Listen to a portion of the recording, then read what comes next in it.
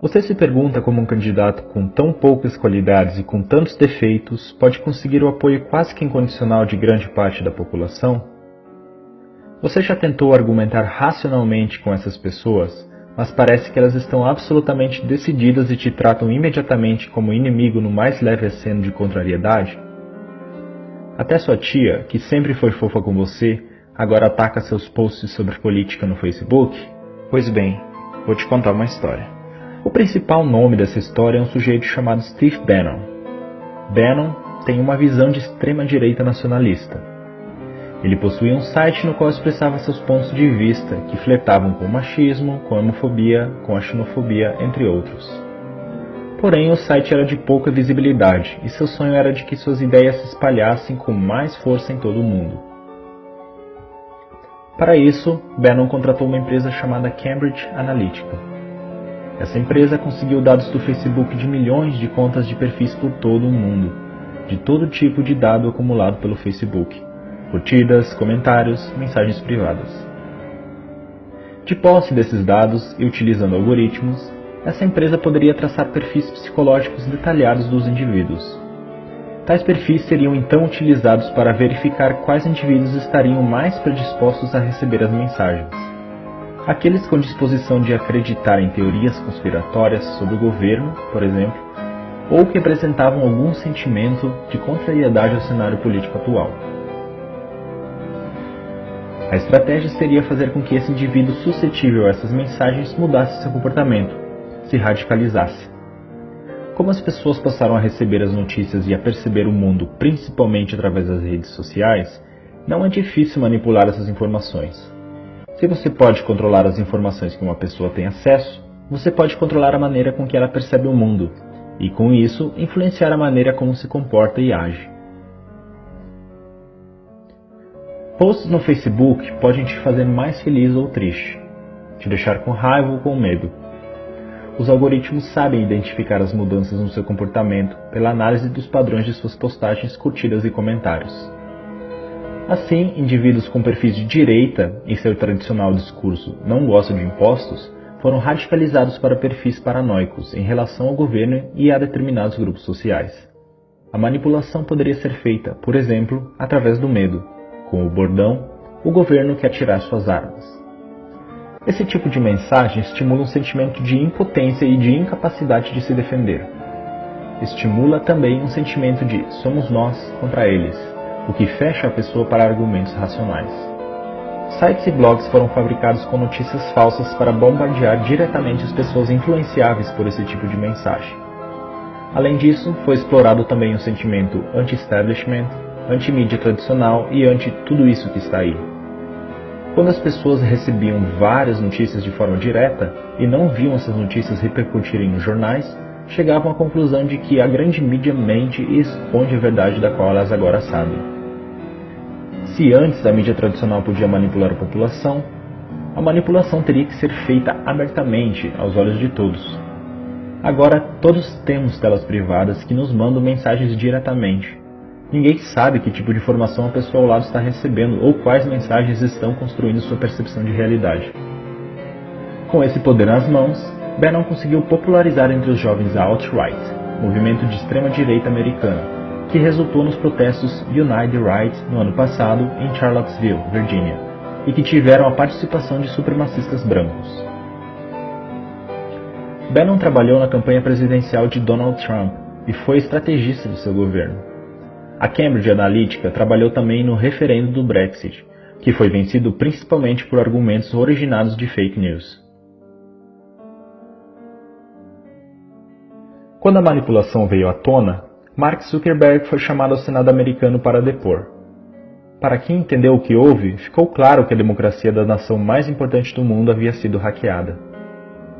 Mas os congressistas pouco entendimento tinham de mídia social, e quem estaria disposto a admitir que a democracia pode ser hackeada através da manipulação dos indivíduos? Zuckerberg estava apenas pensando em estabelecer um modelo de negócio lucrativo com a venda de anúncios direcionados.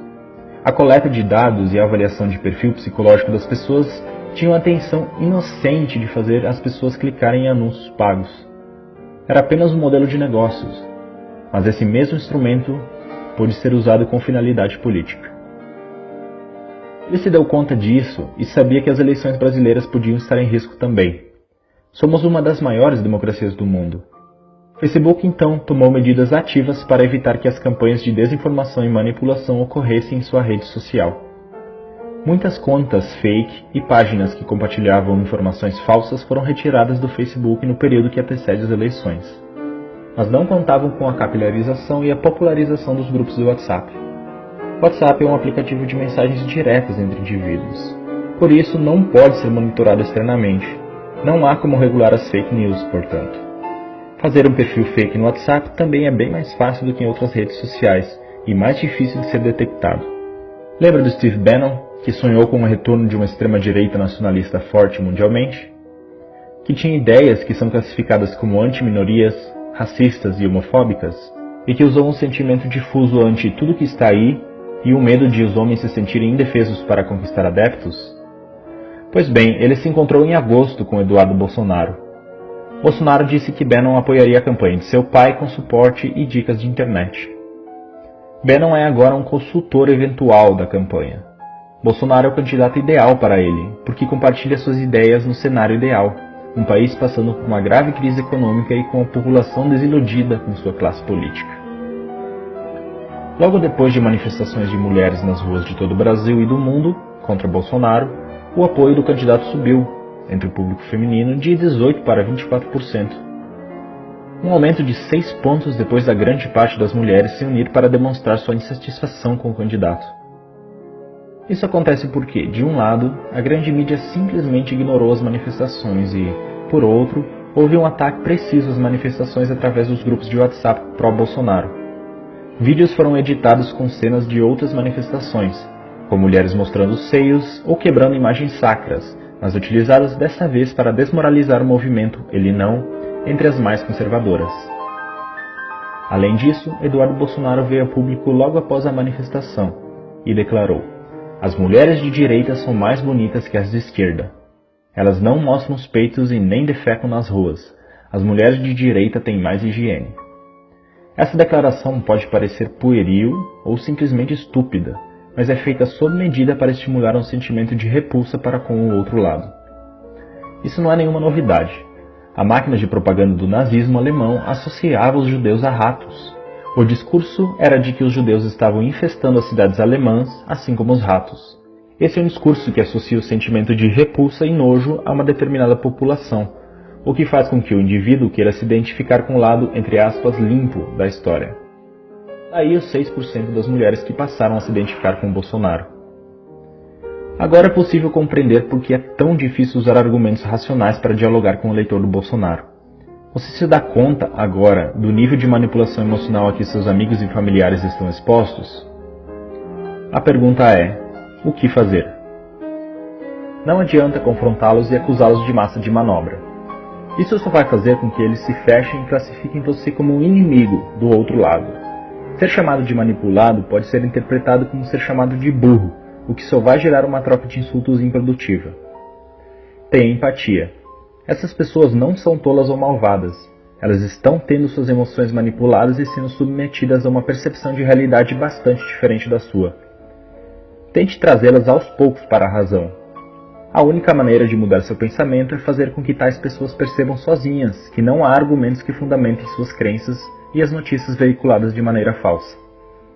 Peça para que a pessoa defenda racionalmente suas opiniões políticas.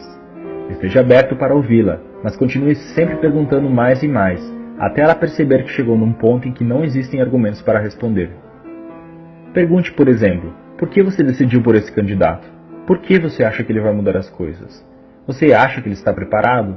Você conhece as propostas dele? Conhece o histórico dele como político?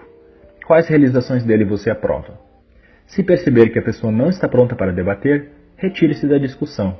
Não agrida nem ofenda. Isso é um comportamento que radicalizaria o pensamento do somos nós contra eles. Tenha em mente que os discursos que essa pessoa acredita foram incutidos nela de maneira que houvesse uma verdadeira identificação emocional, se tornando uma espécie de segunda identidade. Não é de uma hora para outra que se muda algo assim. 2 das mais importantes democracias do mundo já foram hackeadas, utilizando tais técnicas de manipulação. O alvo atual é o nosso país. Não vamos deixar que essas forças nos joguem uns contra os outros, rasgando nosso tecido social de maneira irrecuperável.